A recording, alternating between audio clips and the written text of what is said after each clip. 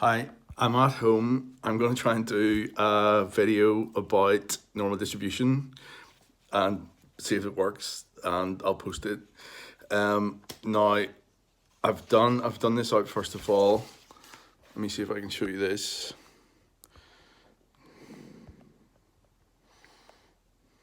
I'm going to edit this, so that bit might get cut out. Let's see. So here we are with our normal distribution. It is characterized by a bell-shaped curve, which I've got drawn here. Most of the data is in the center of the distribution, and in fact, the mean, the median, and the mode are all in the center of a normal distribution. It's like a kind of like an idealized natural distribution where you get most of the data tends to be in the center of distributions. So the normal distribution kind of idealizes that, let's say. So the key to dealing with questions is, here we go, it's the area under the curve that is proportional to frequency or probability. So it's like a histogram. It's like area gives you that type of information, like the frequency. Really, in normal distribution, we think of it as a probability distribution. So we're getting probabilities as we look at areas under the curve or from areas under the curve. Use the fact that the curve is symmetrical. The left-hand side equals the right-hand side. And the total area under the curve is 1, so therefore, or 100%. So the probability that we're picking something from the normal distribution then under the curve corresponds to the area, and so the total area under the curve is 1. So, right, the key to answering normal distribution questions are using this theory. There it is. The proportions in any normal distribution are the same provided we measure data in terms of how far away it is from the mean in standard deviations. Now, that's called the z-score. This is how you work it out. This is our key formula in normal distribution questions. Z equals x minus mu over sigma, where Z is the z-score that we want, x is the data, the raw data that we're dealing with, mu is the mean, and sigma is the standard deviation, and mu and sigma are the two parameters that completely define a normal distribution. If you know the mean and you know the standard deviation and you know it's a normal distribution, then you know precisely everything about that normal distribution, at least in theory. What I'm saying is every normal distribution, if you measure the data in terms of how far away it is from the mean in standard deviations, that measure is called the z-score. And then every normal distribution breaks down into the same proportions if you do that. In other words, between 1 and -1 standard deviations away from the mean's in the middle, remember? So when you standardize the curve, in other words, you think of the data in terms of its z-score, you have 0 in the middle, because that's the mean, and you're no distance away from the mean when you're in the middle. Then either side, 1 standard deviation away from the mean, you'll get about 68% of the distribution.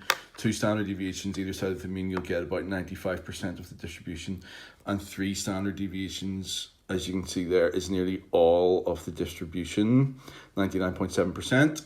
So if you get a z-score in your calculations of more than 3 or less than -3, you should be very wary that you haven't made a mistake, because by definition it's unlikely and you can sort of quantify how unlikely it is there. It's less than 0.003, like, so less than 0.3% if your z-score is more than 3 or less than -3. So check it if that's the case, because it's not likely to be right, although possibly in 0.3% of the cases it will be, but I think it's unlikely in the exam if that happens. But anyway, here's how to do some questions using all this theory.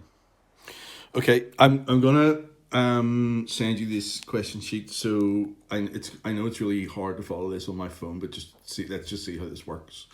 So normal distribution questions. Let's just look at the first one. I'll send you a copy of this so you can print it off. the masses of packages from a particular machine are normally distributed with a mean of 200 grams and a standard deviation of 2 grams. Find the probability that a randomly selected package from the machine weighs less than 197 grams. So what we do is we convert the 197 to a z-score. In other words, how far away is that from the mean in standard deviations? Here we go. So for this question 1, I'll write this down and edit this so that it's not totally crazy. But the mean is 200 grams and the standard deviation is 2 grams. So that's really important that we know that. If we were being really formal with our statistical notation, we would call the random variable x the mass of package in this question.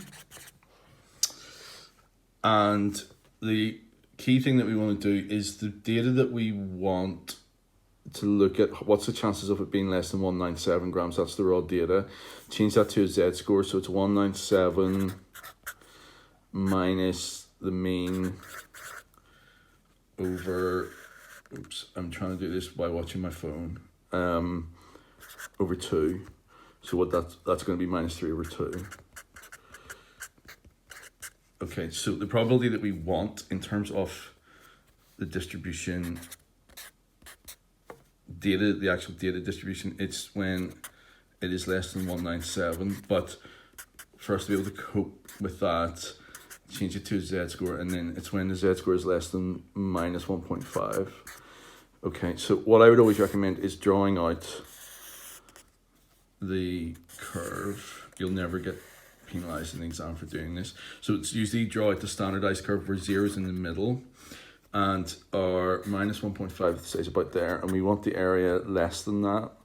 Well, we want the probability less than that, which corresponds to the area to the right, to the left on the curve. But how do we get this area?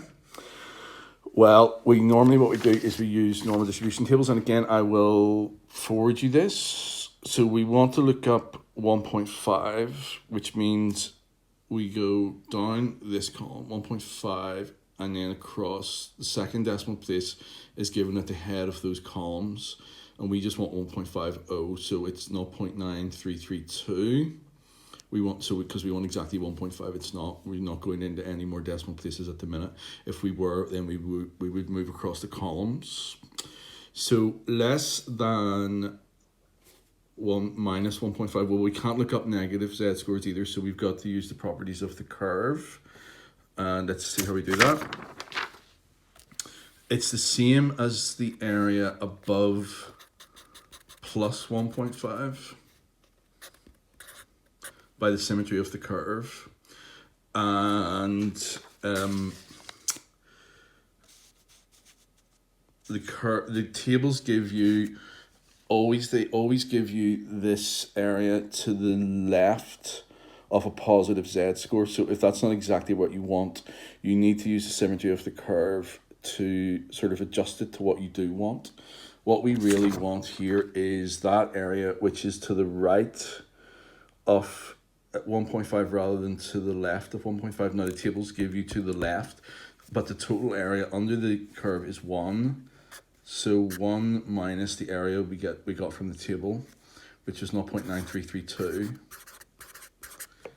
is our answer here, which is whatever it is.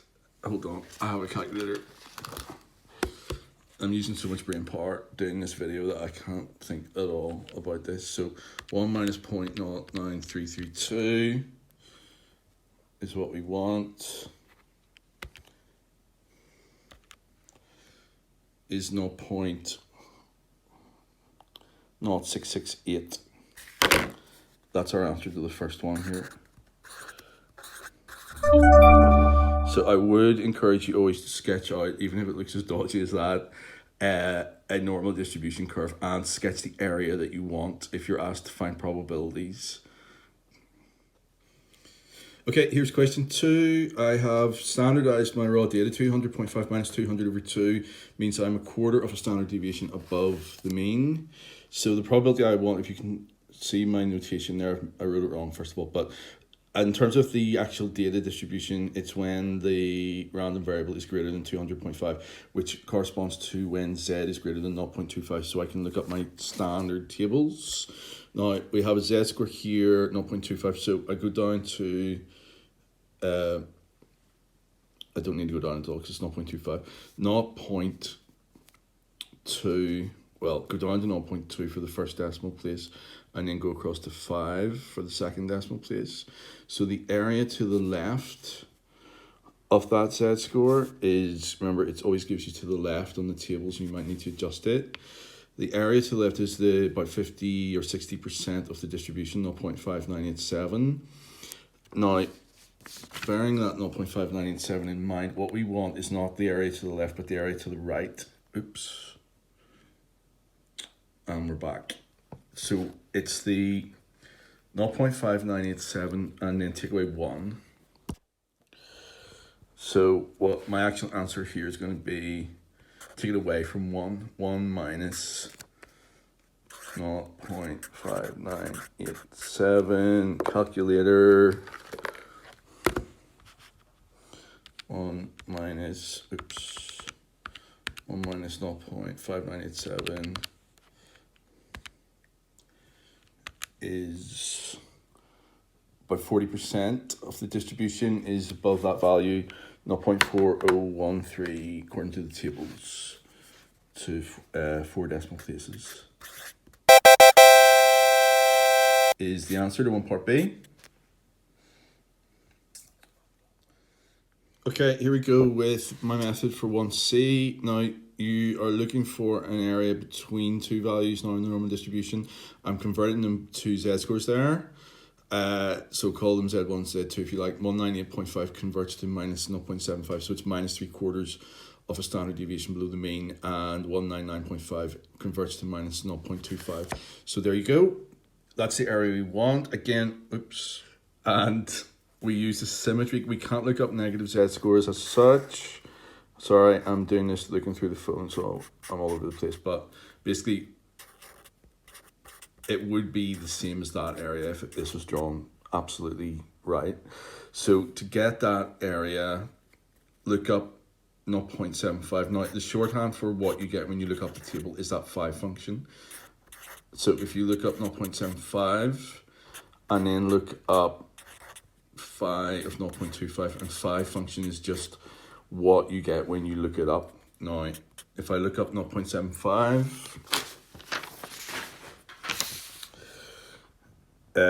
it is 0.7, 5, 0.7734, 0.25, we had it before, 0.5987. So the answer to question 1C is 0.7734 minus 0.5987. So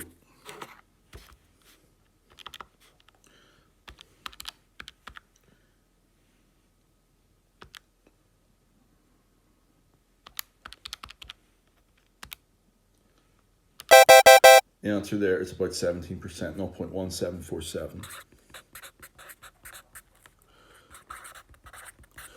So I'm going to see how this goes. I'll try and edit this up a bit and send it to you with the normal distribution tables and these questions and the answers to the whole question sheet, and just we'll see how that goes. Speak to you soon. Bye.